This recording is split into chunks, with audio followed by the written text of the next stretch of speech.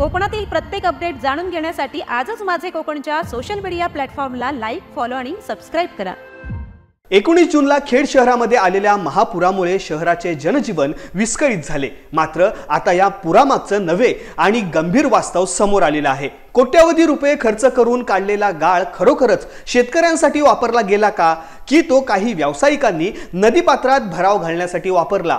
नारंगी नदीच्या पात्रामध्ये भराव टाकल्यामुळे पुराचे प्रमाण वाढल्याचा आरोप स्थानिक करत आहेत। पाहुयात माझे कोकणचा हा सविस्तर रिपोर्ट।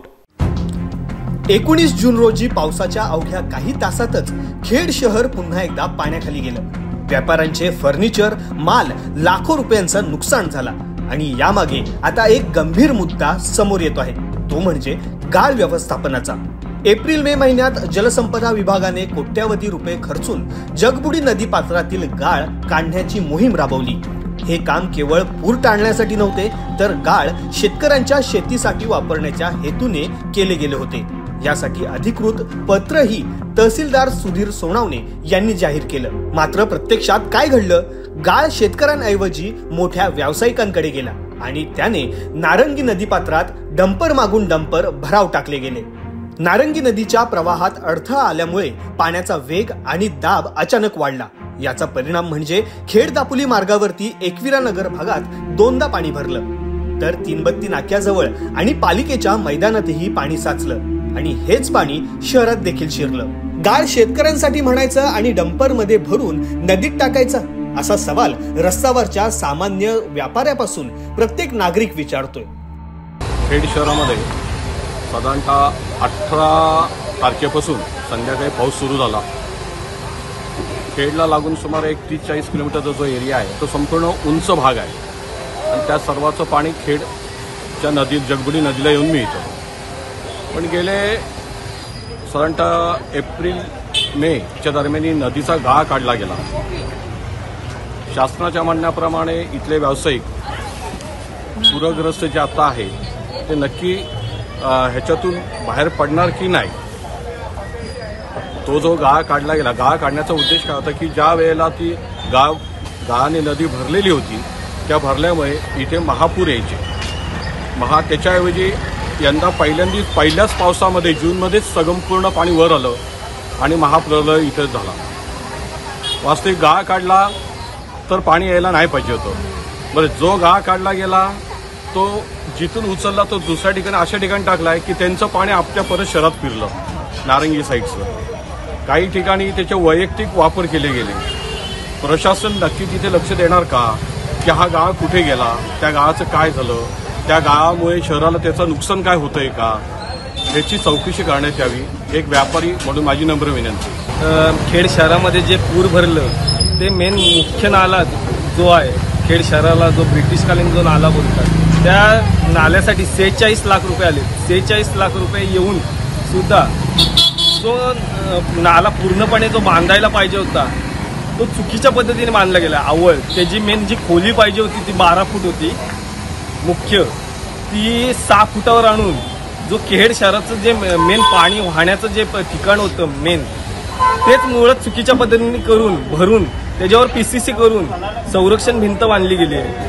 आणि खेड शहरातील दुसरी गोष्ट म्हणजे जो मेन गाळ काढला गेला म्हणतायत तो नक्की काढला गेलाय का, आणि इथला जो गाळ काढून नारंगी नदीच्या पात्र टाकला गेलाय तिथलं पाणी फुगलं की खेड शहरामध्ये येतंय।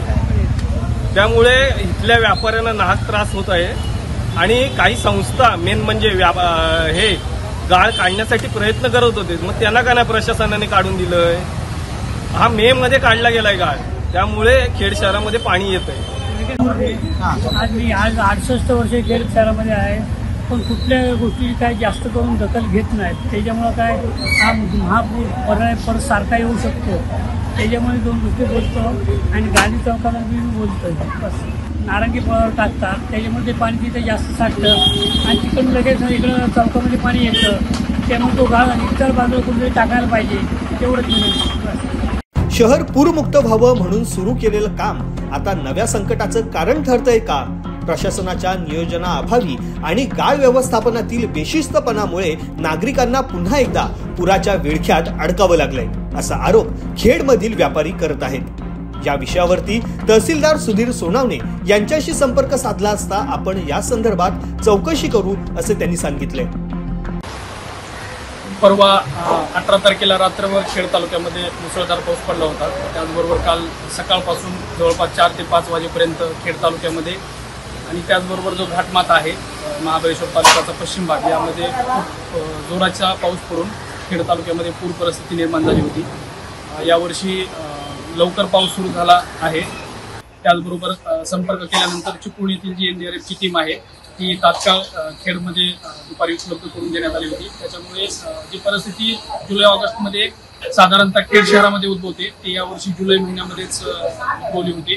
त्यामध्ये जिल्हा आपत्ती व्यवस्थापन प्राधिकरणाच्या सहकार्याने हा जो जी समस्या आहे कालची ती व्यवस्थितपणे पार पाडलेली आहे।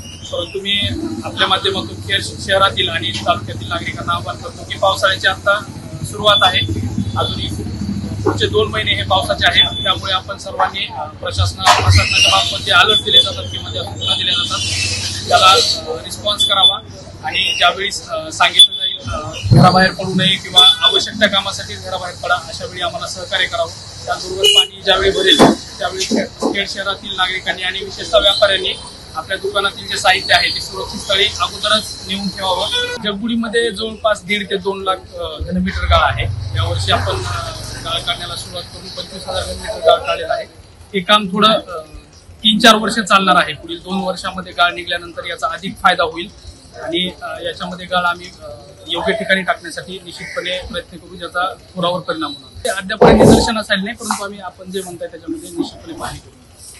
पुराचा फटका बसलेल्या खेडकरांसाठी हे केवळ नैसर्गिक संकट नाही तर नियोजनाच्या अभावाने उगम पावलेली मानवनिर्मित आपत्ती आहे असाच सवाल नागरिक करू लागले आहेत। याची चौकशी कधी आणि कुणाकडून होणार याकडे सगळ्यांचे डोळे लागले आहेत।